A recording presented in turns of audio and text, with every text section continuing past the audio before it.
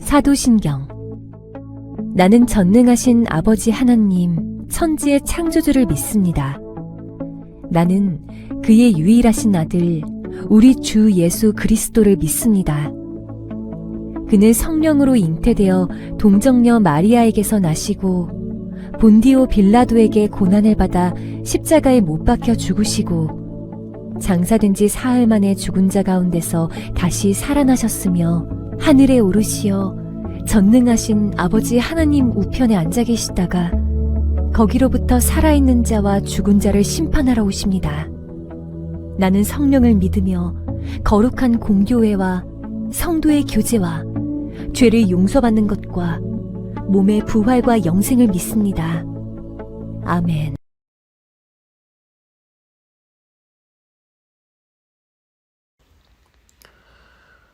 사랑해 주님 감사합니다. 오늘도 이렇게 비대면으로 고등 예배를 드릴 수 있게 하심에 감사를 드립니다. 우리가 비록 함께 모여서 한 공간에서 함께 하나님을 바라보며 예배하지 못하지만 이렇게 마음으로 각자 있는 자리에서 비대면으로 예배드리게 하시니 우리의 마음이 지금 이 시간 정말 온전히 하나님께만, 예수님께만 향하여서 이렇게 마음이 모아지기를 원합니다. 아버지, 우리가 이 시간 예배할 때에 정말 기쁘게 찬양하고 정말 하나님께 정말 간절히 기도하고 정말 말씀을 들으며 정말 삶의 진리를 깨닫는 그런 시간 되게 하여 주시옵소서. 열심히 학교 생활을 하며 공부 열심히 하고 있는 우리 고등부 아이들 가운데 바이러스로부터 아이들을 지켜주시고 또 건강하고 즐거운 학교 생활을 할 수 있도록 아버지께서 은혜 내려주시옵소서.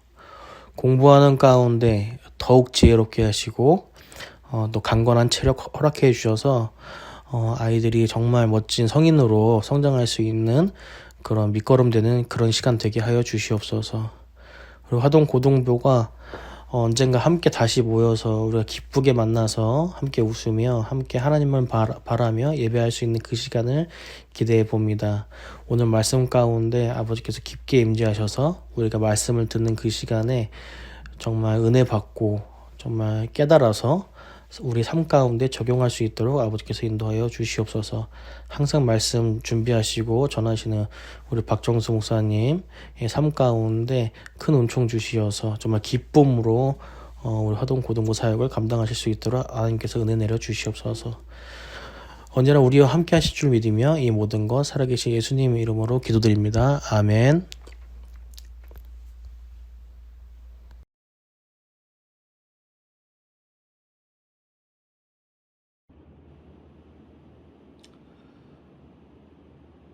오늘 우리에게 주신 하나님의 말씀은 구약성경 느헤미야 8장 1절부터 12절의 말씀입니다.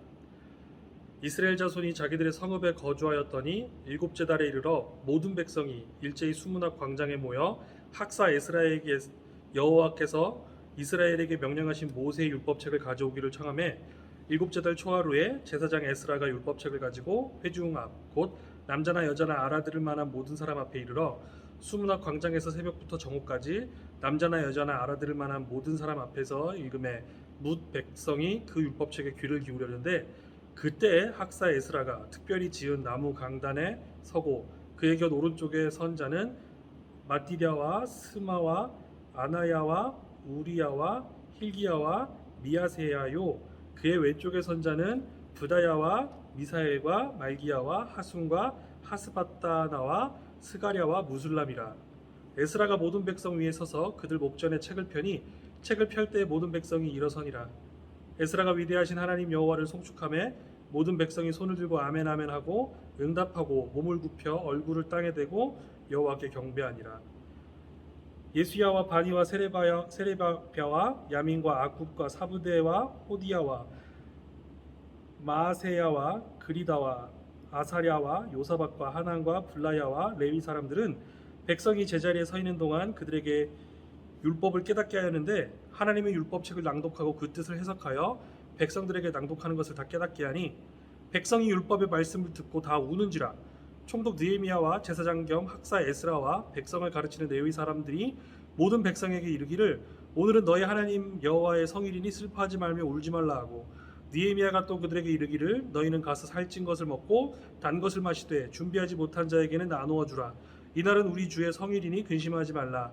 여호와로 인하여 기뻐하는 것이 너희들의 힘이니라 하고 레위 사람들도 모든 백성을 정숙하게 하여 이르기를 오늘은 성일이니 마땅히 조용하고 근심하지 말라 하니 모든 백성이 곧 가서 먹고 마시며 나누어 주고 크게 즐거워하니 이는 그들이 그 읽어 들려준 말을 밝히 알미라.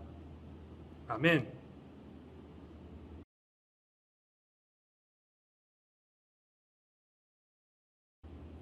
기도하겠습니다. 하나님, 오늘도 주신 말씀을 깨닫고자 합니다. 그리고 깨달아 알아 그 말씀대로 우리의 삶을 변화시키고자 합니다. 이 시간 우리와 함께하여 주시옵소서. 예수님의 이름으로 기도합니다. 아멘. 여러분 반갑습니다. 네, 코로나로 힘든 날을 보내고 있지만 그래도 하루하루 저희들 감사한 마음으로 살아가고 있습니다. 특별히 이제 수시 준비하고 있는 우리 고3 학생들에게 그리스도의 평안이 함께하시기를 바랍니다. 여러분들이 준비하고 계획하는 모든 것이 하나님의 선한 계획하심 안에 있을 줄로 믿습니다. 생명의 하나님이 우리를 평화의 길로 인도하실 것입니다. 또한 우리 고1, 고2 학생들도 주님 안에서 기도하며 감사로 학업생활, 학교생활 잘 이어나가시기를 바랍니다. 오늘 말씀의 키워드는 변화입니다. 변화. 사람들은 어떠한 상황을 일을 겪으면 변화합니다. 좋은 쪽으로 변하기도 하고 나쁜 쪽으로 변하기도 합니다. 또한 우리 공동체도 우리 공동체의 이 성향을 바꾸는 어떤 사건을 겪으면은 모든 사람들이 함께 변하더라고요. 같은 생각을 하고 같은 충격을 받고 같은 부분에서 변화가 일어납니다.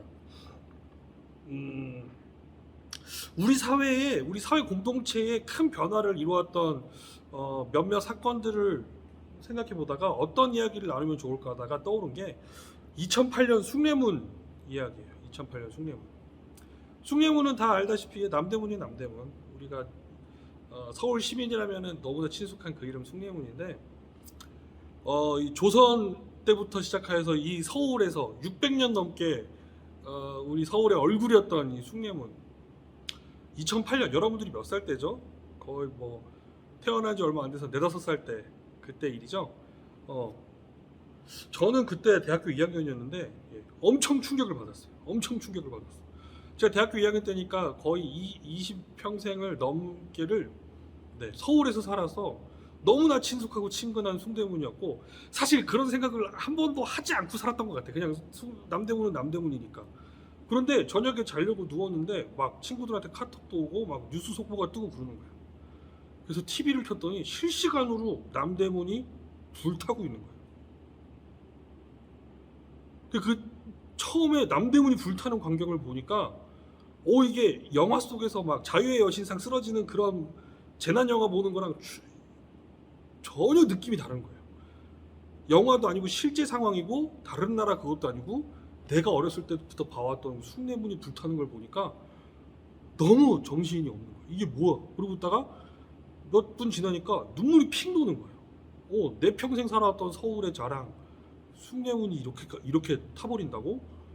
보고 있는데 막 불붙은 현판이 막 이렇게 떨어지고 막 기왓장이 날아가고 이런 걸 보니까 너무 마음이 아픈 거예요.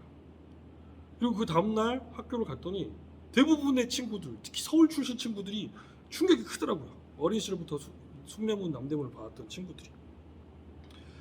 근데 그 사건이 어떻게 일어났느냐? 약간 정신적으로 이상이 있는 분이 방화를 저지른 거예요. 그래서 2008년에 어떤 사람이 방화를 저지르니 단순한 한 사건 때문에 대한민국의 많은 사람들이 변화를 겪었어요. 인식의 변화. 제일 큰 게 이제 문화재 관리가 우리가 되게 허술했구나. 우리가 여태까지 그냥 숭례문은 또 뭐 우리 곁에 이렇게 수많은 과거 유적지들이 뭐 궁궐이면 궁궐 뭐 어떤 것들은 그냥 늘 거기 있으니까 그냥 이렇게 막연하게 생각하고 보호와 관심에 그냥 우리가 뭐 어떤 예산을 쓰거나 그런 거 안 해도 잘 있겠지라는 그런 막연한 나태함들이 그 숭례문 사건을 겪고 여러 법과 제도들이 바뀌면서 좀 더 철저하게 뭐 CCTV라든지 감시원들이 배정이 되고 여러 가지 경계 시스템이 적용되는 그런 변화를 가지고 왔어요. 그리고 또 한 가지 목조 건물이라든지 여러 가지 화재 위험에 대한 대비도 시스템이 많이 변화가 됐어요. 그리고 세 번째로 그 방화범이 방화를 여러 차례 시도했대요. 다른 절에도 불을 붙이려고, 궁궐에도 불을 붙이려고 했고. 그러니까 그러한 어떤 정서적으로 정신적으로 치유와 관심이 필요한 사람들에 대한 어떤 그런 복지적인 제도 이런 것들이 그 한 사건을 통해서 많이 변화됐대요. 근데 이게 되게 안타까운 게 600년을 함께 했던 숭례문이 다 불타는 데는 채 몇 시간이 걸리지 않았어. 그리고 이렇게 무너진 숭례문을 다시 복원하는 데는 5년이 걸렸고 270억 원이라는 돈이 소모가 됐대요. 600년 동안 지켜왔던 게 다 타는 데는 한 3, 4시간밖에 안 걸렸고 그걸 다시 복원하는 데는 5년간 270억이나 걸렸대요. 그러니까 이 큰 사건을 겪으니까 사람들의 인식이 변화한 거예요. 그래서 제가 2008년에 그 사건을 겪고 2012년에 제가 이집트로 여행을 갔어요. 이집트 여행을 갔더니 이집트 사람들은 변화되기 전 대한민국 사람들과 같은 태도로 이집트를 살고 있는 거예요. 그러니까 그 수천 년 전에 그 피라미드 유적지를 갔는데 전혀 관리가 안 되고 있는 거예요. 피라미드는 어마어마하게 멋있고 위험 있는데 관리하는 사람도 없고 그냥 입장료 돈 받는 사람들만 있지. 거기서 누가 막 망치로 막 피라미드 일부를 떼어가도 모르고 막 피라미드에 못 박혀 있고 막 낙서되어 있고 개들이 뛰어다니면서 막 똥 싸고 있고 막 이런데 관리가 전혀 안 되고 있는 거예요. 그러니까 야, 이 사람들은 정말 어떤 큰 사건을 겪어야지 변할 것 같다라는 생각이 드는 거예요.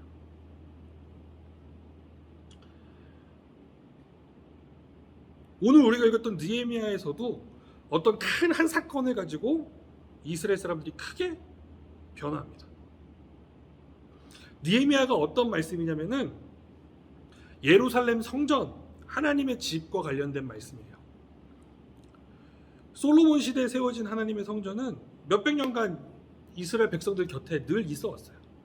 그래서 이스라엘 사람들은 그 성전에 대한 감사함도 고마움도 곁에 계신 하나님에 대한 감사함도 고마움도 별로 없었어요. 늘 곁에 있으니까. 그런데 큰 사건이 터지니까 깨닫게 된 거예요. 어느 날 갑자기 바벨론이 쳐들어와가지고 성전을 다 부셔버렸어요. 예루살렘 성을 다 부셔버렸어요. 그게 없어지고 나서야 소중함을 깨닫기 시작한 겁니다.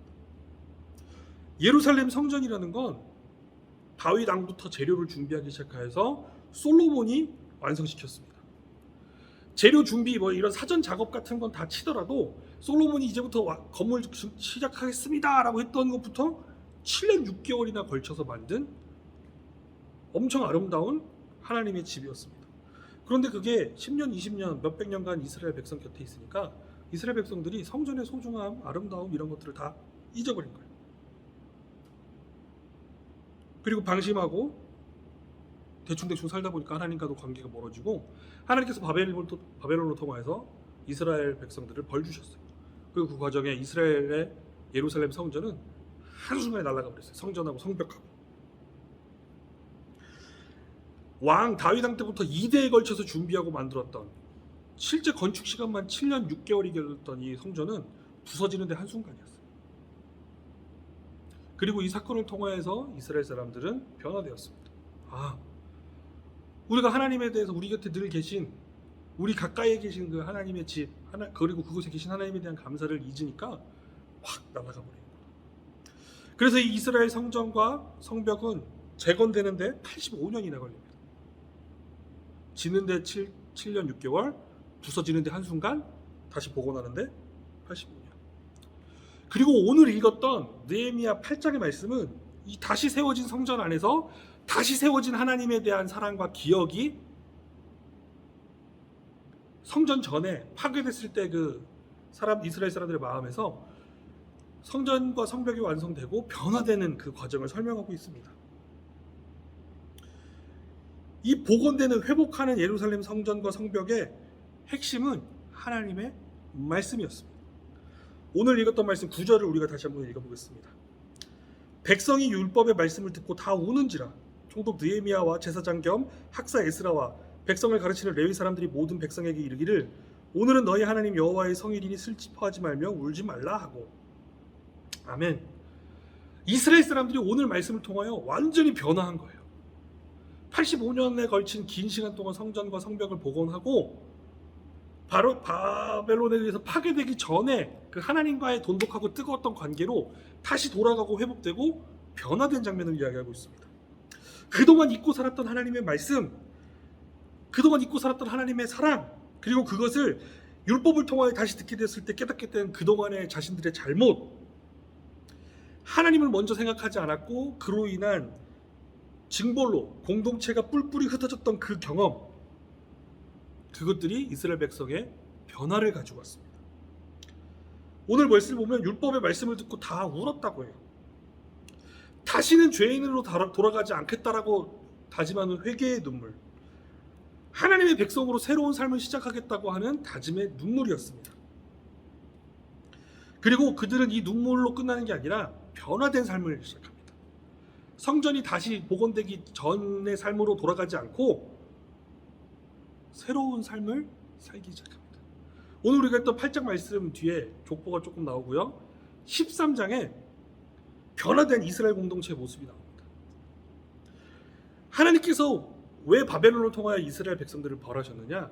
이스라엘 백성들이 하나님을 의지한 게 아니라 주변 강대국들을 의지하려고 했어요. 정치적으로 다른 나라와 하나님이 이방 민족과 결탁하지 말라라고 경고하셨는데도 불구하고 하나님을 의지하는 게 아니라 이웃 나라들을 의지했었는데 13장에 보면 그 이웃 나라를 의지하려고 했던 그 혼인 관계, 다른 종족들과의 어떤 그런 뒤섞인 관계들을 다 정리하며 변화된 순수하게 하나님만 바라보겠습니다라는 행동들이, 회개의 실천들이 나옵니다.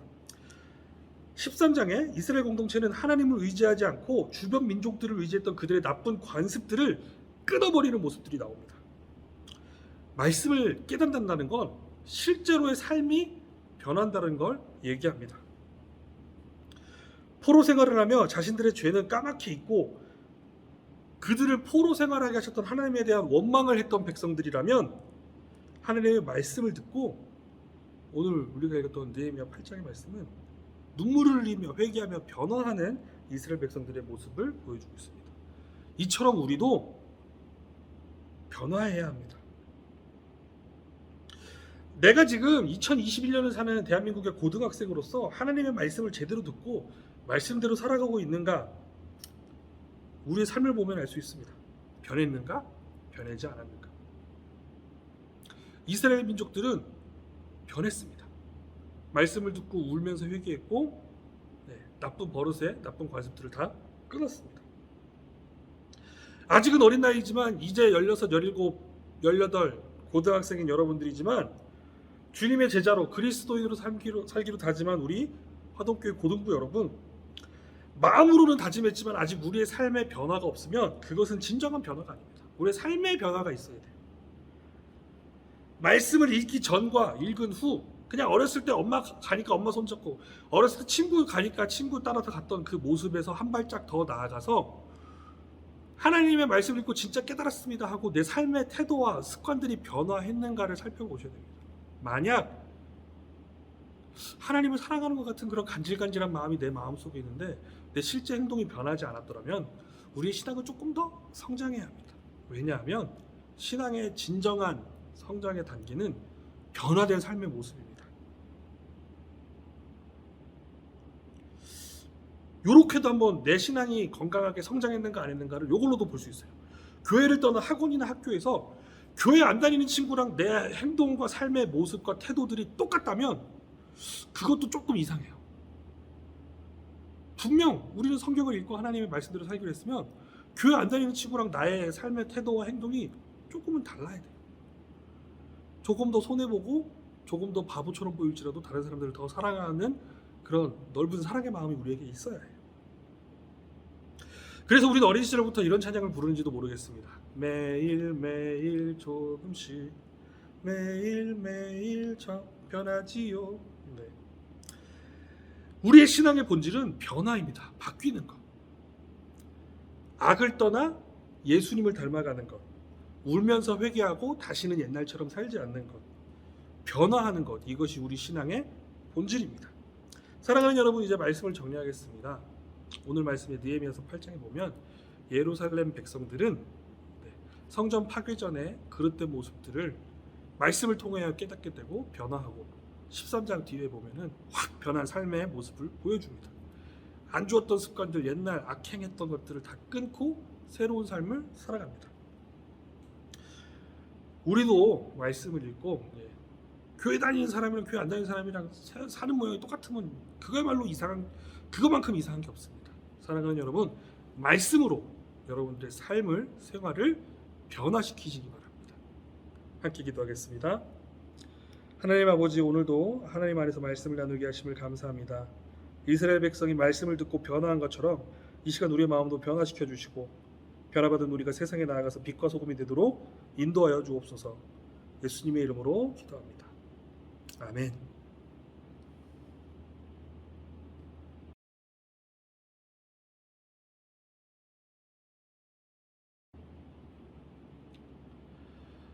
광고 드리겠습니다. 정부의 방역지침 4단계 연장 발표로 인하여 계속해서 비대면 예배가 진행될 예정입니다. 우리 유튜브 허동교회 고등부 채널을 통하여 주일마다 구별된 장소, 구별된 시간에 하나님의 말씀을 들으며 하나님께 예배하도록 합시다.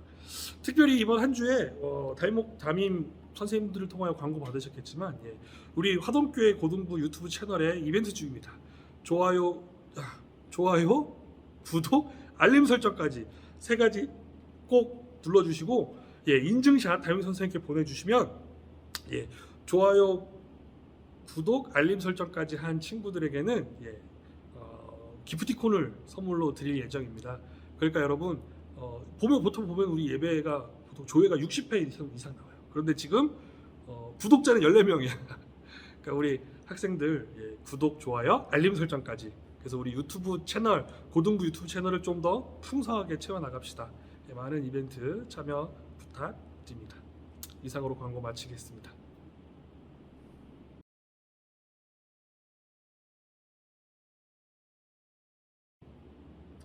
말씀은 우리를 변화시키는 힘이 있습니다. 말씀으로 변화된 삶을 살아가시는 여러분들 되시기를 바랍니다. 우리 주 예수 그리스도의 은혜와 아버지 하나님의 놀라우신 사랑과 성령님의 깨닫게 하심이 말씀을 통하여 변화된 삶을 살기로 다짐하는 우리 사랑하는 화동교회 고등부 공동체 위에 지금으로부터 영원까지 함께 하시기를 간절히 축원하옵나이다. 아멘.